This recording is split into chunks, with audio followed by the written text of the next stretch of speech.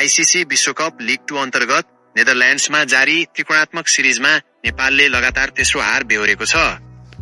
यसपटक नेपाल नामिबियासँग अत्यन्तै रोमाञ्चक खेलमा 3 रनले पराजित भयो।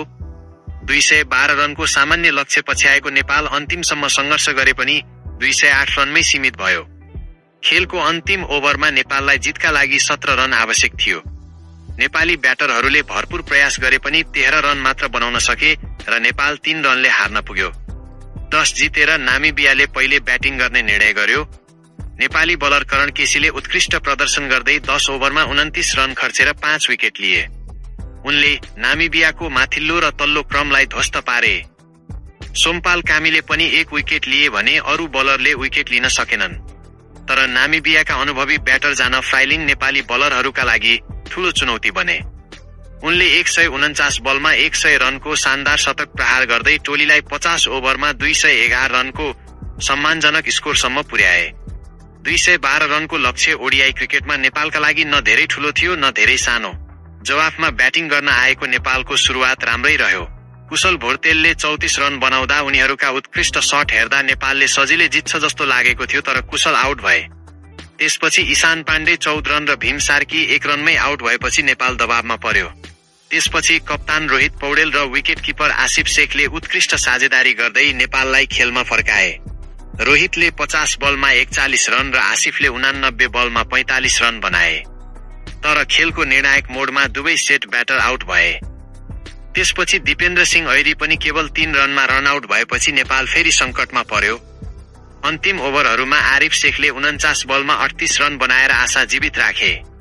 त्यसपछि गुलशन झाले केवल 10 बलमा 19 रन बनाउँदै खेललाई रोमाञ्चक बनाए। उनले 2 शानदार चौका पनि प्रहार गरे।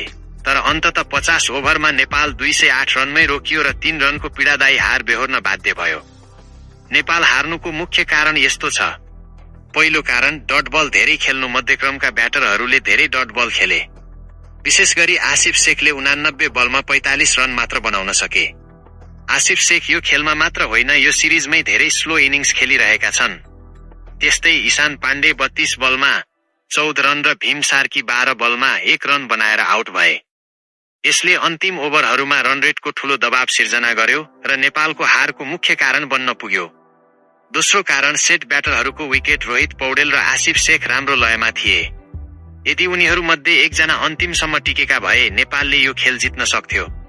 तेस्रो कारण फिनिशरको कमी। अन्तिम 18 बलमा 31 रन आवश्यक परेको बेला मुख्य सेट ब्याटर आरिफ शेख र फिनिशर गुलशन झा क्रिजमा हुँदाहुँदै पनि नेपाल हार्न पुग्यो।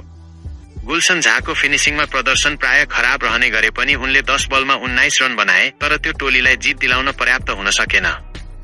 यो हारसँगै नेपालले देश बाहिर लगातार 7औं ओडिआई हार बेहोरेको छ। आईसीसी विश्वकप लिग 2 अङ्क तालिकामा नेपाल 31 खेलबाट 24 अङ्क सहित 6औं स्थानमा रहेको छ भने नामिबिया 26 अङ्क सहित 5औं स्थानमा उक्लिएको छ। शीर्ष 4मा पुगेर विश्वकप क्वालिफायर खेल्ने नेपालको लक्ष्य अब सकिएको छ। अब तपाईको विचार के छ? नेपालको यो 3 रनको हारको मुख्य कारण के हो? कमजोर ब्याटिङ, अतिरिक्त रन कि सेट ब्याटरहरूको विकेट? आफ्नो धारणा कमेन्टमा अवश्य लेख्नुहोस्। भिडियो मन परे लाइक, शेयर र यस्तै भिडियोहरू हेर्न हाम्रो च्यानल वर्ल्ड क्रिकेट गाइडलाई सब्स्क्राइब गर्न नबिर्सनुहोस्।